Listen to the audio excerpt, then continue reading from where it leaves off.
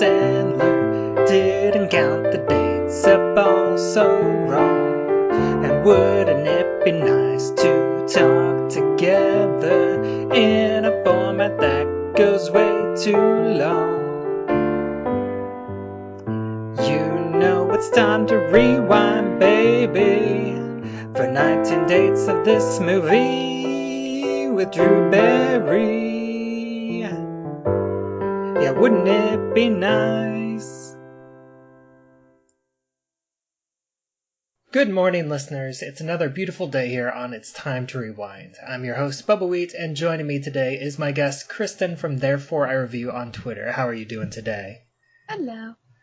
Right. And this season I have finished going through 50 First Dates, one date at a time, and now I'm going through a few more of Adam Sandler's movies, for better or worse. And this is the last of his movies that I'm covering before starting up season 6 of It's Time to Rewind with 2008's Bedtime Stories. So, Kristin, you're the one that suggested that I cover this. So, what is it about this movie that made you want to talk about it, and also like what's your history with Adam Sandler and his movies? Well, this movie's not very good, which I guess a lot of people probably say most Adam Sandler movies are not very good. It's funny because following your 50 First Dates, I had worked at Sears department stores, and I was in like the children's section, but they had these little hubs, and we were next to the electronics section. And at some point, 50 First Dates was the movie that they had to play on all the TV screens. So I got to see 50 First Dates like 3, 4, 5 times a day, which felt like the movie, like, no, stop. Okay, she's seen The Sixth Sense. Oh my God. It's certain Adam Sandler things I really love, and other things I kind of really loathe. So, and Bedtime Stories is just such a weird outlier film because it's supposed to be a kids movie, but you're like, Adam Sandler did a kids movie?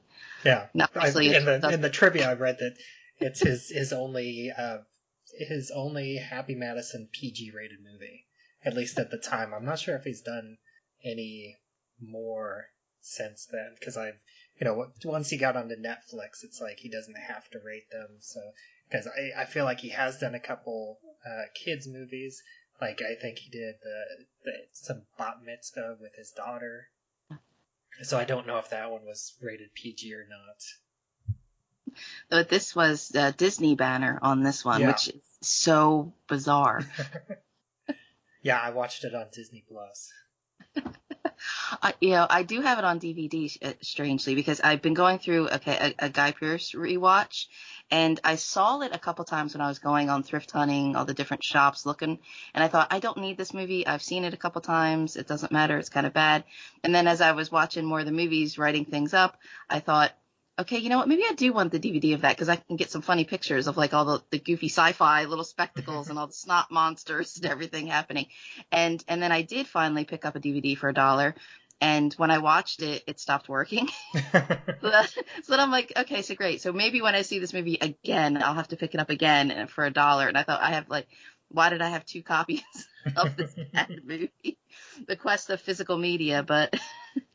Yeah, and I will say that I this is not the first time that I've watched this movie. I did watch it, like, not in theaters. I wasn't that big on it. But I definitely watched it on home video or streaming at some point within a couple years of it coming out. So whenever it was relatively new. And I remember liking it fairly well. And then rewatching it, it's definitely downgraded from my memory of it. And I would say that out of all the Adam Sandler movies, this is kind of tied at the bottom. This and Blended, I think, are roughly equal. But I will say that I didn't hate it. I didn't think it was an awful movie. I wouldn't call it a good movie by any stretch of the imagination, but I did enjoy it more than I cringed at it. There are parts of it I really enjoy, and then there are parts of it that I cringe. So I guess it's disappointing because, okay, why didn't they take the good things and kind of run with it? And I told you there were deleted scenes, which again, I had like the crummy basic DVD. Again, the kids had watched back in the day. And it was at the time where it was, there was a single DVD, then there was a bonus DVD, I guess a Blu-ray special that had all the features or something. So I found them on YouTube, and it was like the behind the scenes looked like more fun than what was in the movie. So I don't know if it was script changes along the way or if it was editing after the fact that kind of crafted the movie, because you thought, well, there's good, charming, whimsical things, but they don't seem to run with those. They fall back on some gags or silly things. So this thematically, the movie just doesn't make much sense. Yeah, I've forgotten how much they really focused on Bugsy the guinea pig and his CGI eyes. Well, and it ends up being kind of confusing though, because is he the one that's making the magic happen or not? You know, and there's the scenes when the kids are telling the stories, and then they say like it's going to rain gumdrops or something. And then when his truck stalls out, then it is, but he doesn't realize it's because of like the tractor trailer, like overpass, like spilled like all its gummy ball candies or something out. So you're kind it's of like the movie doesn't, is it magic or fate right, or what? Yeah, the movie kind of doesn't know if it wants to be magic or if it wants to be coincidence. Because I think, it plays it off as coincidence, I think, until you get to the table of ex-girlfriends doing the hokey pokey. Yeah. What is that? Like, where did that go? Yeah. It's cute when they say like Abe Lincoln will be there and then like a penny falls and you're like, oh, that was cute. But then, yeah, when they're imagining them do the hokey pokey and there's a whole Western sequence, which I feel like just does not make sense. Like, because when he's telling the other stories and they're like medieval or like the space galactic one or something, like they do kind of parallel what's happening. But the Western one, it just seems so out of place. And then later when everything is kind of montaging when they're racing to save the school at the end of the day, like there's scenes with Kerry Russell like on the horse and you're like, but that wasn't what was in the Western thing that we saw, because we were wasting time with like Rob Schneider being there as like some kind of racist Indian. And you're like, why? This is like the third time in a kids movie. Like, what? This is like the third time that in this hiatus season. I mean, counting 51st Dates with Rob Schneider playing an offensive character. Mm-hmm. And if there's a thing about little people in there as well, and him wanting the red Ferrari or something, and I guess it's meant to show maybe when he's trying to advance the stories for his own gain, it doesn't work. The fantasy goes out the wrong way. But then you're like, was that necessary? And then they've got like X Games, like chariot racing kind of thing. Like, and the irony, like, and in it, they look like they're well done initially. Like they do have like the looks of each one, but then there's overwhelming like CGI stuff, and you're like, oh, that's right, that was this era.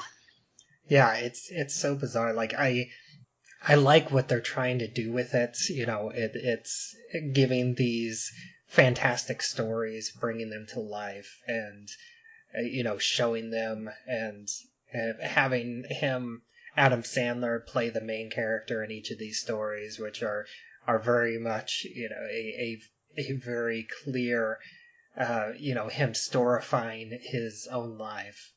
And I like how they do a different genre each night. I think that's fun. I didn't have an issue with the Western. I just thought that that's just another adventure genre. We start with the what was the fantasy, the medieval fantasy, and then the Western, and then the sword and sandals gladiator, and then the sci-fi for the last one.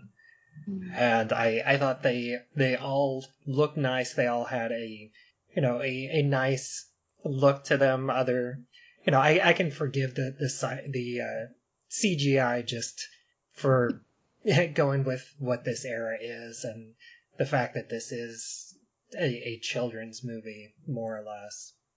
And I also think I could forgive him, the switch to the adding Jill into the fantasy during the motorcycle sequence, because that's the kind of the part, because I will say that the one thing the movie doesn't do very well is, even though it doesn't I don't think it has to explain what's causing the magic or where exactly the magic is coming from, but it changes, and it doesn't like follow its own logic, because it starts off with Skeeter is the one telling the story, so you think that the magic's coming from him, and then you realize no, it's the only things that come true are what the kids say, so you think the magic is coming from the kids, And then you have Skeeter interacting with the voiceover of his dead father,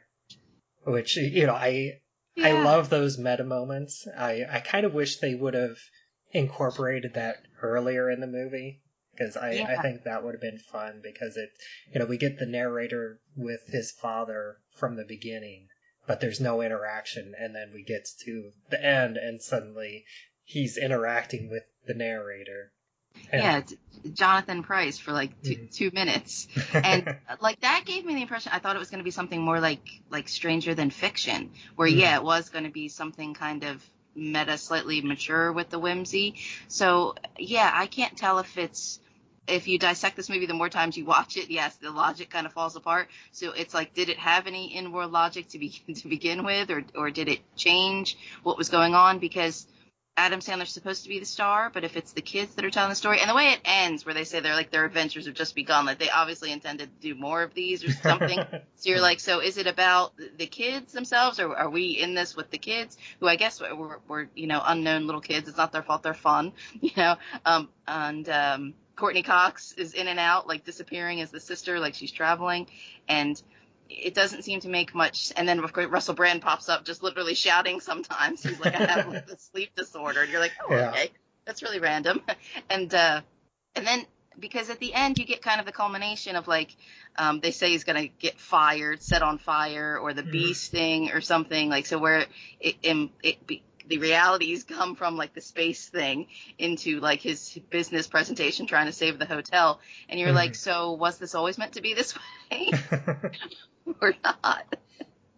Yeah, I like that kind of ending. And in my memory, I had forgotten a lot about this movie because, let's see, 2008. So let's say I saw it in 2010. So that's, 14 years ago. So I definitely forgotten a lot. I had completely forgotten that Courtney Cox and Kerry Russell and Guy Pearce,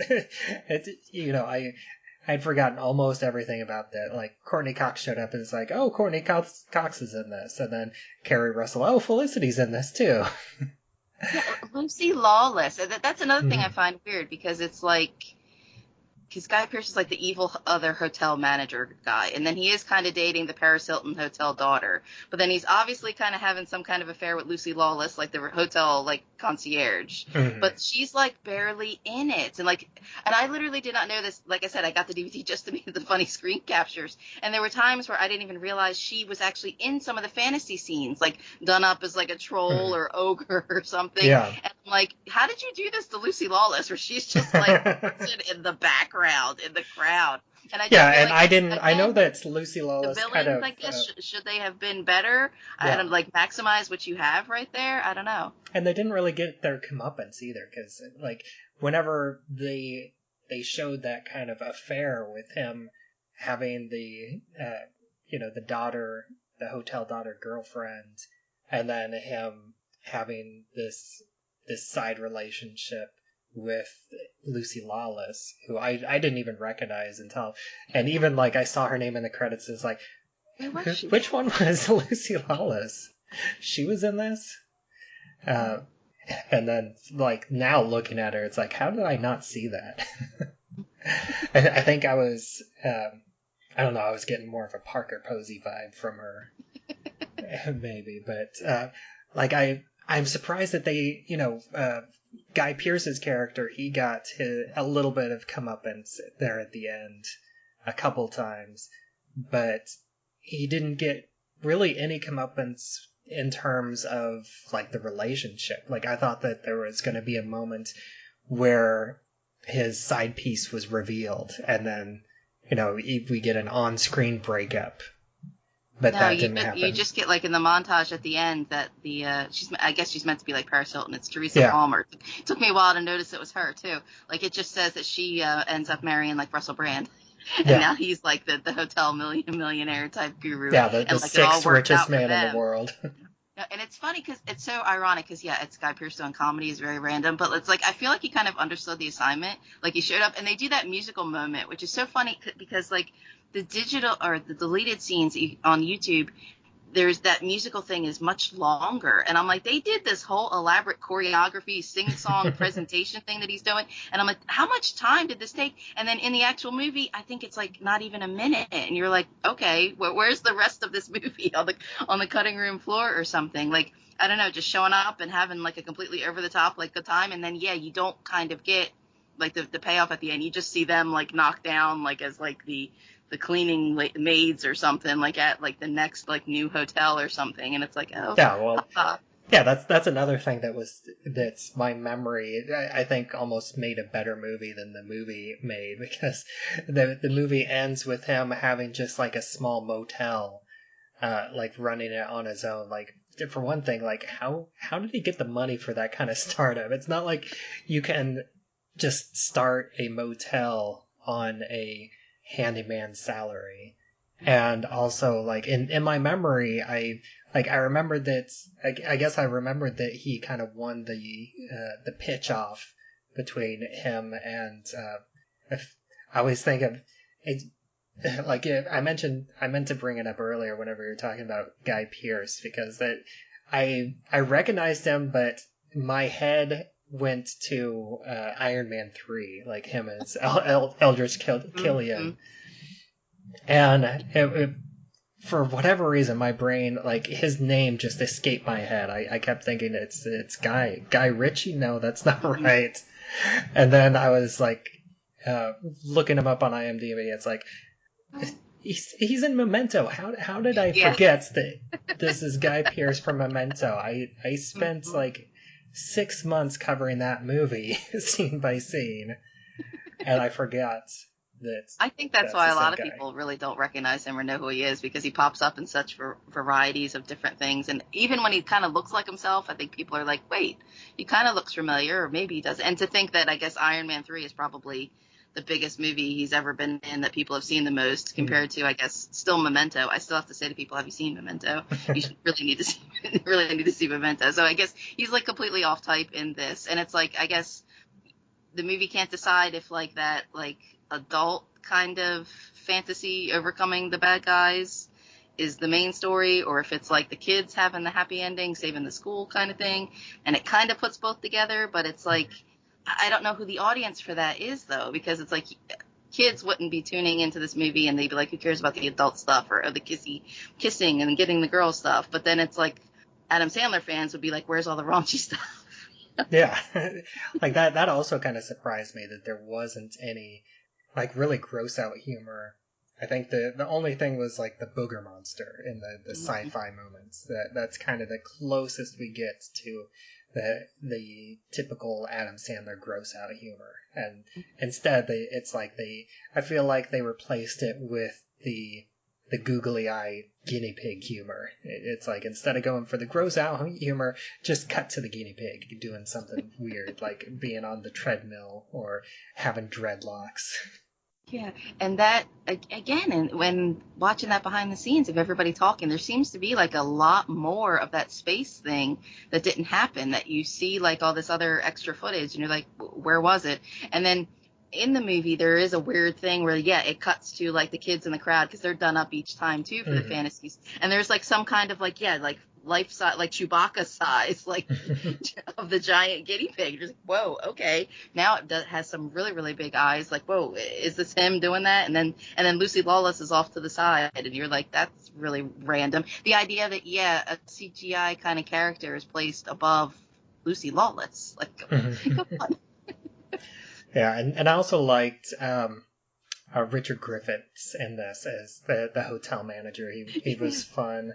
And again, for whatever, I don't know what was going on with my brain and the connections. I feel like I'm usually better than this, but I think just the way he looked and the way he talked and the type of movie, it's like I immediately was thinking, oh yeah, that's the wheelchair guy from Naked Gun 2.5. And then afterwards, I looked and it's like, oh yeah, that's Vernon Dursley from Harry Potter. How did I not make that connection as well? Yeah, Aisha Tyler popping up in this for Hmm. like two scenes, and you're like, how did so many people want to be in this movie? And like he's all like the germaphobe, afraid to touch everything, and like Hmm. there's a whole scene in the dark. Like he's like he tells like Adam Sandler to come fix his TV, but then he's like, oh no, you can also like compete like for like the hotel theme for the new hotel, but then okay, fix the TV before you leave. Hmm. Yeah, and I also like had a like I'm jumping around all over here, but I had this false memory of the completed hotel with all these fantasy themes, which did not appear in the movie because I think they even show the Nottingham hotel, or did they just show the smaller Yeah, um, no, hotel that just, Skeeter yeah, it made just with goes his back to father's name? his like kind of dad's kind of style hotel. That's so random. I guess that is kind of the sign of a bad movie, though, isn't it? Where you kind Hmm. of think your own way or imagine how it should have been instead. Yeah, and even that whole final action sequence, it's like it's wrapped up so quickly, and like the stakes are kind of there, but I feel like they did the ticking clock not very well, and it's like again, it's so much with the complete weird random coincidences that just made things much more difficult that shouldn't have happened because we have this scene where um, Eldridge Killian is about to blow up the school, and he tells everybody, "Okay, we have dangerous explosives, so you all need to turn your phones off." And then we have Skeeter who is gone, and Aisha Tyler, one of his ex-girlfriends that was in the table scene. She is the zoning commissioner, and she denies the zoning for the demolition. And then they have this again, this like germaphobe cure where Skeeter convinces Nottingham to hug him, and then he enjoys it a little bit too much. Um, and then he tries to call Killian, and and I'm not going to stop calling him Eldridge Killian because he's basically kind of the same character. Mhm. Um, but they have all their phones turned off, and they're going to destroy the building in like 2 minutes. And so he has to steal a motorcycle and go through this crazy car chase, and also happens to get his wallet back. And even though it's like 3 days later, he's still just now opening the wallet up to pull the money, the $3 that were in there, out of there.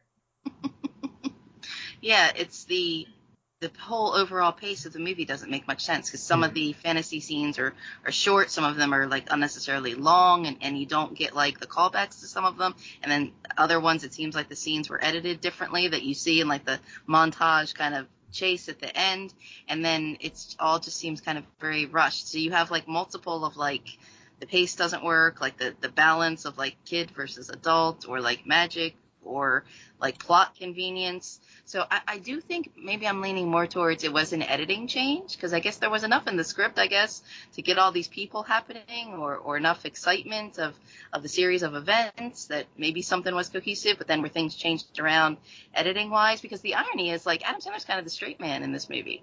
Hmm. Everyone else is like a quirky, unusual character with a problem or something, and he's just kind of the only realistic kind of person in it. Yeah, But because Courtney Cox as the sister, even though she doesn't get a lot of screen time, she's kind of like a pseudo Monica. But instead of being a clean freak, she's still a control freak, but just she's a vegetarian, and she doesn't let her kids watch TV. She's like kind of not exactly new age, but I guess today the term would be she's super woke mom. yeah, like they've got like some kind of wheat grass like cake Mm. at the party or something, or like the book is like the crocodile saves the wetlands or something. Yeah. And then bigger issues of like, well, she's divorced, and the kids say things like, "Why did my dad leave? Is he coming back?" Or he lets them play like with like the shaving foam and the mirror and everything, and so it's like there And he's like, well, seems they don't should have a have been, father figure, so I need yeah, to be the father figure. And then there's like moments of yeah, him like not really saying like the father should might come back, but you know that's kind of they have like just two or three brief lines addressing that plot Yeah, point. and you're kind of like, is that what was supposed to be the bigger picture? The kids kind of creating these fantasies? Was there supposed to be a deeper underlying theme? But it doesn't go for that. So again, there's not really an adult payoff, but then that's not a kid's payoff either. So again, the audience is kind of like, well, maybe I would have done it differently. Yeah, and the whole romance angle too. Like I was not a fan of how that was handled because we have Skeeter and Jill, and they immediately are like antagonistic towards each other, but also they have extremely minimal interactions because it's basically they're just handing the kids off to each other. So they have like 5 minutes of screen of interaction each day until we get to they have a little bit of more time with the rooftop s'mores, Mm-hmm. and then like the very next day is whenever they have the date, which Skeeter was expecting the date with the Paris Hilton, um, because he rescued her the day before, and even though like that's kind of icky because even though Eldridge Killian is dating Paris Hilton, uh, he is perfectly fine to want to get a kiss from her and wants to potentially have this date with her, this fantasy made reality date with her, and then it ends up being Jill, and then from that point on, it's like, oh, suddenly they like each other, just out of nowhere. Yeah, he tries to bend the fantasy first to get one girl, but then it's almost like he has better interaction with Jill in the fantasies, that the kids keep loving her and propping her up in these fantasies. And then we're supposed to, I guess, feel like the relationship has progressed because the fantasies have said so. And then when they finally get like alone time together where they're actually not with the kids, they're on the beach or something, and then all these fantasy things are kind of also sticking out, which he gets and she doesn't. So you're like, so yeah, this is kind of awkward because they're at different points, I guess, in the narrative at that time. But yeah, again, and it's like so. And it's like he hasn't shown any interest in her except that he thinks that this is part of the kid's fantasy, so he thinks that it's going to work out in the end. So again, that makes it a bit problematic because he thinks that there's some element of her behaving magically, and so he thinks that it's going to work out for him in the end, other than until Abe Lincoln shows up. Yeah, it's like they get a real world kiss at the end when they save the day. So all of a sudden it's like that makes it okay. There's like montage again that they get married and have kids or something and run the hotel and everything's happy. And you're like, where did that come from? Where did that come from? And especially when you look at it now compared to, Twisters where we're cutting out kisses, or movies today have like they're all so chaste or something and they don't really have realistic relationships. And compared to this where you're like, yeah, this is a tad forced. It's just because she's there because she has to be. It doesn't make sense. Yeah, and the fact that she's mad at him because he didn't know that the hotel was the one that's closing down the school. It's like, shouldn't they have known it beforehand? Like, why didn't they know? Like, how is that not communicated by anybody? I can understand Skeeter not knowing because he's a handyman and he's not really involved in the day to day. But Jill and Courtney Cox, they are dialed in. Like, they know that the school is closing. I would imagine that they would know why it's closing. Yeah. Because Courtney Cox is supposed to be the principal. Yeah. And Carrie Russell's just one of the teachers. But then she doesn't know until Guy Pearce comes and tells her. So it's like, instead of fantasy stuff, now you're back to having the villainous intervention. So wait, so which is it? The villain can negate the fantasy, or is the fantasy going to win out in the end? You can't tell. Yeah.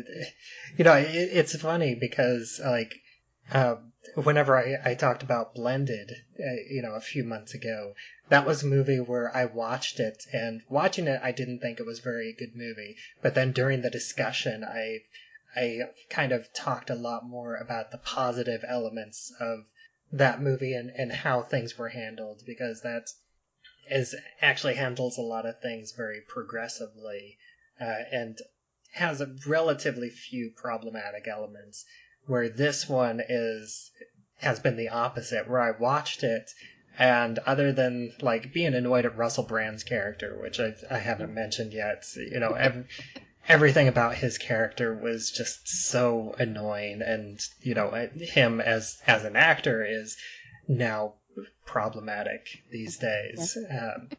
But one of the big like shake my head moments, I mean, besides even the panic, the sleep panic disorder, but like whenever Skeeter throws the fries at his face and he's like, oh, but I actually like that. That's a good skincare.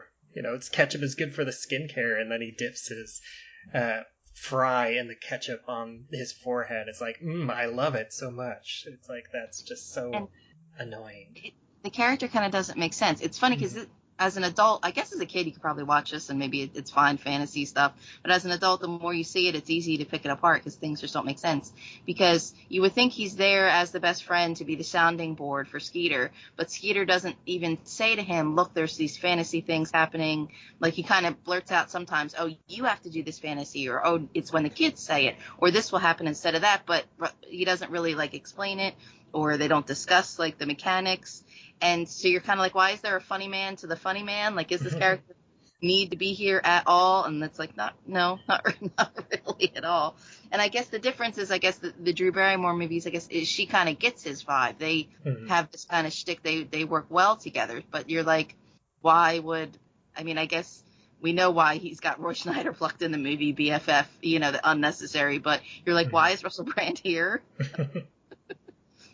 Yeah, and then I really think that's about it. I don't really have anything else to say about this movie. It's it's harmless, but it's not great. And as you can tell from the half hour we've been talking, like, it is so easy to completely pick it apart and really see all the flaws and how everything just doesn't hold up to even the smallest amount of scrutiny in terms of the comedy, the romance, the fantasy. None of it really makes a lot of sense.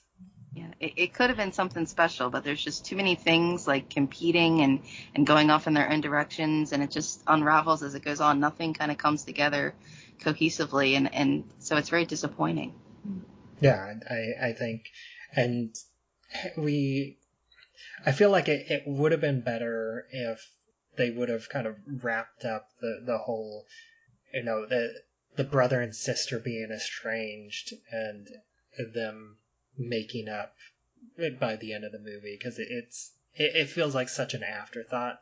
The fact that at the beginning he comes in and he's like, I haven't been to your house in 4 years, and his sister's like, no, it hasn't been 4 years. It was July 4th. And he's like, yeah, 4 years ago.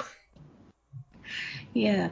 I don't know, the reason for the fantasy was apparently the family problems, but yeah, you don't get that resolution. So it's like the adult kind of undercurrents, potential for whimsy or reassessment or something, you don't get that payoff. So it's like, if it's the fantasy stuff doesn't work out for kids and like the adult storylines don't work out, you're like, yeah, they didn't know who the audience was for this movie. And so it's there. It's nice. I enjoy that Guy Pearce sing-song moment. You're like, oh yeah, he can carry a tune. That's right. He has albums. Like, oh, this is nice. And then you're like, why was Leslie Lawless here? Yeah, and that whole pitch battle. It's like, you have this guy, this one guy that's prepared. I mean, it's not a great idea. I think that a Broadway hotel is a horrible idea for a giant LA hotel property. But before that, it was going to be like music. Yeah, and they're like, oh, like Hard Rock Cafe. They're like, no. He's like, yeah, that already exists. Yeah, and Richard Griffiths is like, What, really? Come on, let me call him. Why didn't you tell me this already exists? It's like, Yeah, it oh, just well, we'll seems put like there our were own a lot spin of on it. other, yeah, like there were fun, quirky things that they could have gone with. So the movie just seems to go off in one direction and then switches to something else, and Yeah, and the very up fact and that down. he has this presentation that he clearly spent a lot of time on. He got the models and the costumes Mhm. and the billboards, and Skeeter is just, he's just talking through the bee sting and has Yeah, the Russell Brand as the translator, and they're like so enamored with his pitch, which again, I think his pitch is much better, but still the, the two of them being yeah, like, the yeah, feel good of it or something is supposed to be like enough payoff of where he's saying like, the hotel is an adventure when you're a kid. It's not, like adult in and out. But again, it doesn't combine that, because then all of a sudden we've got this chase to save the school kind of thing. And there's like the little kids like having a kiss at the end or something. He's like, oh, kiss, go westward. You're like, oh, okay. And everything just ends up happy because the time limit is up. I don't. yeah, and the kids going into the school right before it's being blown up, so you have the additional danger element, and you have Eldridge Killian, with saying, okay, it's time to blow for the demolition, and then Nick Swardson is like, shouldn't we double check? And he's like, no, we checked hours ago. That's good enough. Mm-hmm. Mm-hmm. And again, yeah, like Lucy Lawless is standing there also with like the hard hat, which I didn't realize. And I'm like, okay, she was there, had no lines, did nothing, but okay, like why? Yeah, it's just so bizarre.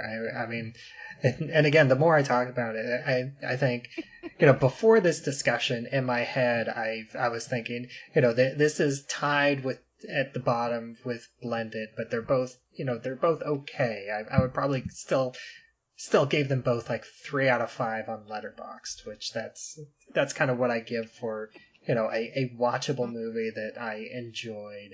And Yeah. then anything less than that is one that I didn't necessarily enjoy, or it's like, a very poorly made movie. But I feel like this discussion has turned this into the Sorry. worst Adam Sandler movie. I mean, I guess it's watchable, but for all the wrong reasons, or it leaves you thinking about it, but for all the problems, or coulda, shoulda, woulda dones. Yeah, and it's not even. It's one that's it's worth watching like maybe every 10 years. So that way, but whenever you watch it again, you've completely forgotten everything about it. Because it's definitely not like a so bad it's good movie either. Because it is, it's not incompetent. It's just so. It just falls apart under scrutiny. I think it's fine for kids. It's got a lot of bright colors, the fantasy sequences. It just doesn't make any sense at the end of the day. Yeah. Yeah. And I guess it's really jarring for you. I mean, going your minute by minute memento to something like this. Like, oh, okay. My brain hurts. Yeah, or Fight Club is the most Yeah. recent one Yeah. that I've just finished. So yeah, that's comparing this to something that holds up so well to such close scrutiny as Fight Club, where I can spend Well, even, practically 100, not like over 50 hours of discussion time and only find like a small handful of things that make me question, but like so much of that is explainable and makes sense, and the vast majority of it is like so expertly crafted and so well put together, and this is just a mess. that's not. Yeah. Yeah, I don't know how it got to be a mess, where along the line it went off the rails, but yeah, it's definitely off the rails.